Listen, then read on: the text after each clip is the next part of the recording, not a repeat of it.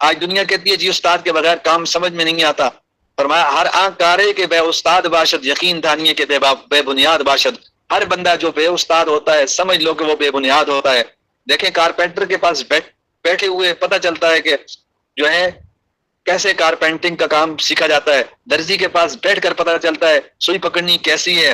اور جو خوش نویس ہوتا ہے اس کے پاس بیٹھ کے پتہ چلتا ہے قلم پکڑنا کیسے ہے. یہ چھوٹے چھوٹے کام استاد کی صحبت کے بغیر اگر نہیں آتے تو دین استاد کی صحبت کے بغیر کیسے آئے گا. اس لیے مولانا روم فرماتے ہیں ہر کے خویت ہم نشینی باخدا او نشید در حضور اولیاء.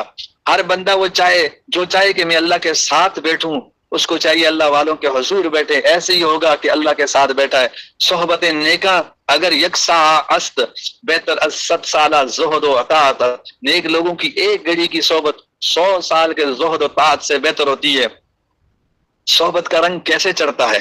تو رشتہ تو جوڑنا پڑتا ہے. انہوں نے ایک مرتبہ اس تعلق کو بڑے عجیب انداز میں سمجھایا. دیکھو ہمارے یہاں دیسی آم ہوتے ہیں، سائز بھی چھوٹا اور کھٹے بھی ہوتے ہیں، ذائقہ بھی اچھا نہیں ہوتا، درخت کے اوپر لگتے بھی تھوڑے ہیں.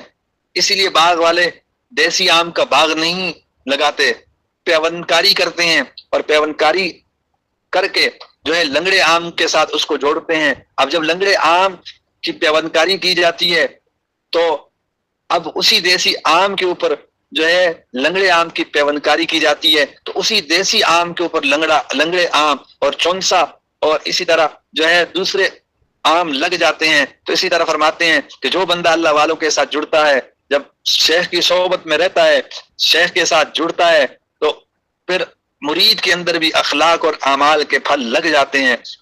پھر اس کو دیکھ کر دنیا حیران ہوتی ہے کہ واقعی یہ کہیں سے پی کر آیا ہے، رنگ بتا دیتا ہے. اسی طرح دیسی گلاب اس کے اندر تھوڑے پھول لگتے ہیں اور چند سالوں کے بعد پھول دینے چھوڑ بھی دیتا ہے.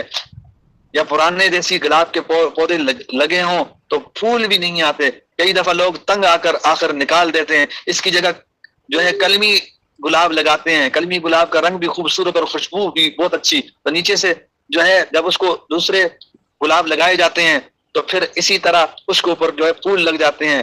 اسی لیے علامہ اقبال نے کہا ہے وہی تیرے زمانے کا امام برحق تو تجھے حاضر و موجود سے بیزار کرے. موت کے آئینے میں تجھ کو دکھا کر رخ دوست زندگی اور بھی تیرے لیے دشوار کرے.